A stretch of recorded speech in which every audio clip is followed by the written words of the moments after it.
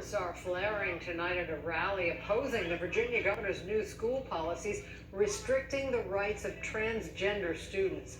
This follows a day where thousands of Virginia students walked out of school in protest. Northern Virginia Bureau reporter Drew Wilder has more on the policy changes fueling a heated debate. A peaceful demonstration supporting LGBTQ rights in Loudoun County gets tense as a lone counter-protester shouts and pushes his way through demonstrators. It comes to a head when a man rips up the counter-protester sign and police are called, with witnesses alleging the counter-protesters shoved demonstrators. No charges have been filed. Across the Commonwealth, students spilled out of nearly 100 different schools in protest of Governor Youngkin's plan to roll back the rights of transgender students. This is really going to hurt a lot of students. For the first time, we're hearing from Youngkin State Superintendent appointee Jillian Balow on this issue. The previous policy required schools to address students by their preferred pronouns, allow restroom access accordingly, and prohibited gender-based discrimination. How many times have the previous policies created a safety concern for students?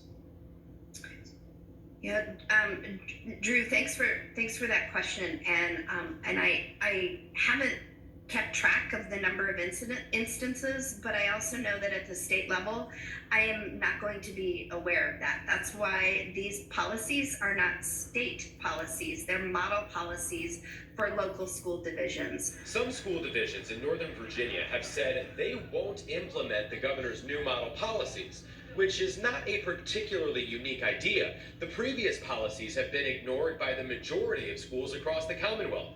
The ACLU of Virginia has taken at least one such school district to court where the matter is unresolved. Maybe as many as 90% of the school divisions across the state had not implemented the 2021 policy and guidelines. And so that's one of the reasons that we have new model policies. Declan Green says he transitioned about 6 years ago and says the proposed policy change won't help transgender students. With the right resources, the right help, these kids will get through it and they'll live.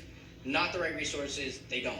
And they don't come out of school in one piece. Having walked in their shoes, he says he'll keep fighting for transgender student rights, decisions the governor says need to be made by parents.